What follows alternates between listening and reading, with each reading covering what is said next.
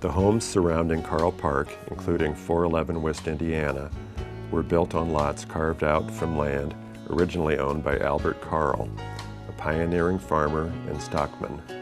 In 1909, nearly 30 years after his death, his widow, Margaret Morris, set about creating a park to honor her late husband. She transferred a large tract of land to Dr. Carl L. Van Doren, who in turn donated 8 acres as instructed to the Urbana Park District. Van Doren then subdivided the rest of the property to sell as individual lots.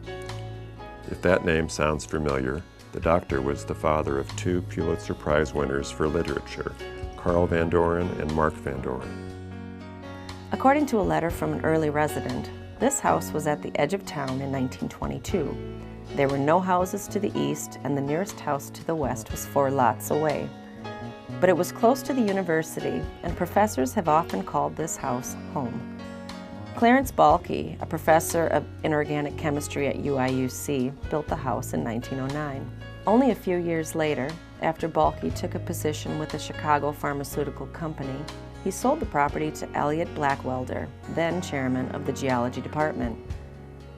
Blackwelder lived in the house from 1916 to 1919, and then moved on to become the head of the Stanford Geology Department.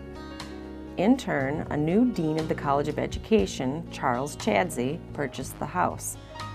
Chadsey was a beloved figure and widely respected for his professional leadership. When he died suddenly in 1930, his passing was described at a memorial service as a great loss that will be echoed in education circles of the state and nation. His widow and son remained in the house until 1934. If the home was well loved by its generations of owners, it was because it was designed for everyday life. Built in 1909, this is a typical 2-story prairie-style house, but its details and craftsmanship made it a fine example. One characteristic of prairie-style architecture is to have simple, clean, unadorned facades with no extraneous ornament. The main form of the house is square and the facade is asymmetrical. The walls consist of roughly textured cream stucco and brown wood detailing. This blends with warm wood detailing, including window frames and banding detail that emphasizes the horizontal plane. The roof of the house is a low-pitched, hipped roof with widely overhanging eaves, again a typical characteristic of prairie-style architecture. Projecting rafters can be seen below the overhanging eaves. A broad, flat chimney is perched on the roof. A 1-story porch marks the entrance to the house, supported by massive square pillars.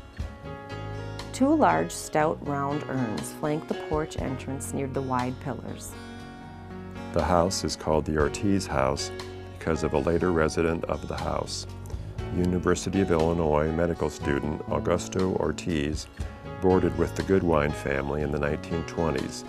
He seems to have fit in well with the family, as he ended up marrying Martha Goodwine in a wedding that took place in the living room of the house. Following graduation, the Ortiz family moved to Tucson, Arizona, where they devoted their lives to rural health. One of Ortiz's patients was a young Cesar Chavez, an American farm worker, labor leader, and civil rights activist who co-founded the National Farm Workers Association. Every house has stories in its walls, and this house is no exception.